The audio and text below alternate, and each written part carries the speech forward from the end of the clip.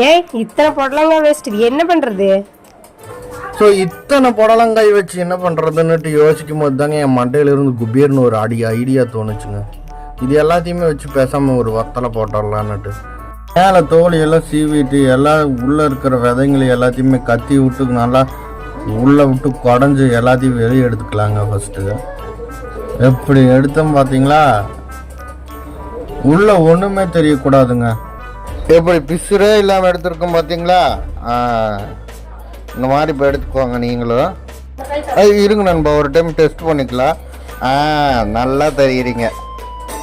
இப்போ இது எல்லாத்தையுமே எடுத்து நம்ம மீன் துண்டுங்களாட்ட பீஸ் பீஸாக வெட்டிக்கலாம். ரவுண்டாக வெட்டிக்கோங்க. இப்படியே தான் நண்பா, எப்படி அழகாக வெட்டி இருக்கிறேன்னா. ஐயோ, நானா இவ்வளோ அழகாக வெட்டி இருக்கிறேன் என்ன